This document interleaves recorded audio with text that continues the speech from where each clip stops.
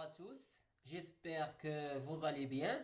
Aujourd'hui, on va corriger un exercice de synthèse du numéro 2 de la page 119 qui est intitulé Utiliser un dynamomètre. Alors, on commence par la lecture de l'exercice. Un professeur de physique-chimie a demandé à son élève Karim de vérifier la valeur de la masse d'une boîte de conserve sur laquelle est inscrite la valeur de 100 grammes. Alors, c'est-à-dire que le professeur demande à son élève de vérifier est-ce que la boîte de conserve a une masse égale à 200 grammes comme elle est inscrite sur le ticket de la boîte. Et pendant que Karim attendait une balance électronique pour effectuer la mesure, entre parenthèses, de vérifier est-ce que la masse de la boîte est égale à 200 grammes ou non, son professeur lui a suggéré d'utiliser un dynamomètre D d'intensité maximale 1 newton. C'est-à-dire que le professeur demande à son élève d'utiliser un dynamomètre au lieu d'utiliser la balance. Parce que pour mesurer la masse, on utilise la balance.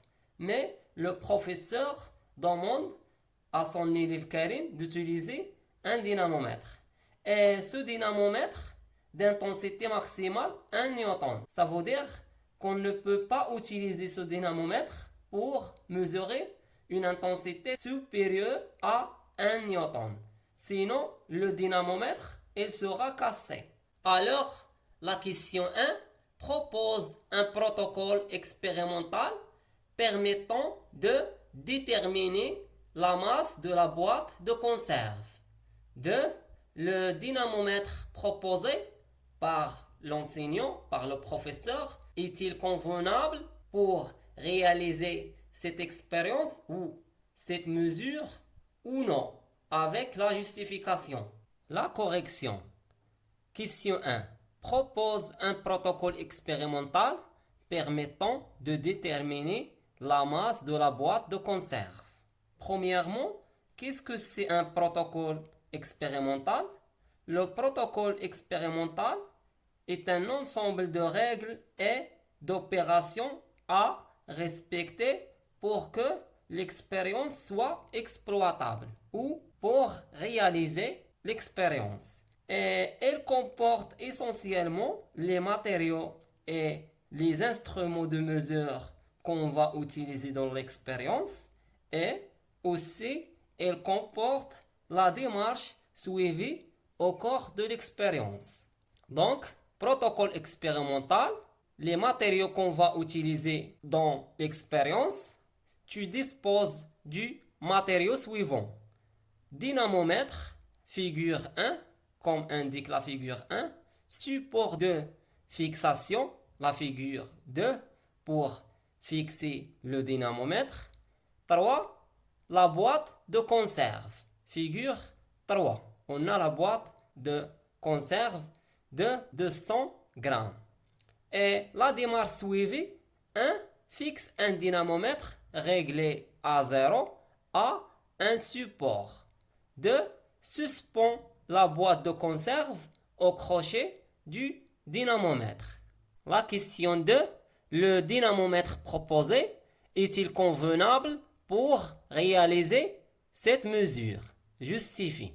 Donc, pour savoir est-ce que le dynamomètre est convenable pour réaliser cette mesure ou non, c'est-à-dire est-ce qu'on peut utiliser ce dynamomètre D d'intensité maximale 1 newton pour réaliser cette mesure ou non, il doit calculer le poids de la boîte de conserve.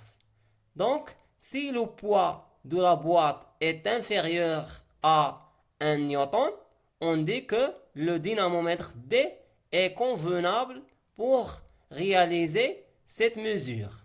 Et inversement, si le poids de la boîte est supérieur à 1 newton, on dit que le dynamomètre D est non convenable pour réaliser cette mesure. Donc, on va calculer le poids de la boîte de conserve. On a P est égal à M fois G.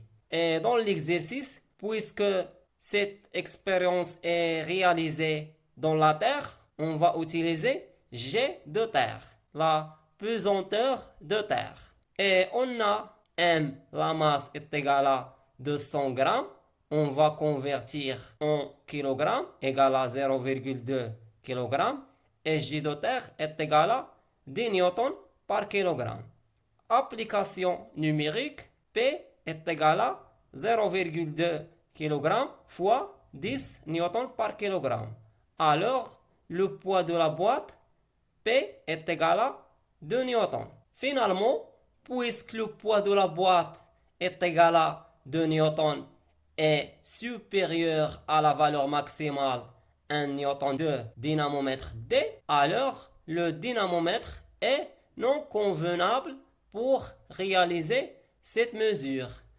Entre parenthèses, si on utilise ce dynamomètre pour réaliser cette mesure, le dynamomètre sera cassé. Et finalement, je vous remercie de votre attention et à bientôt.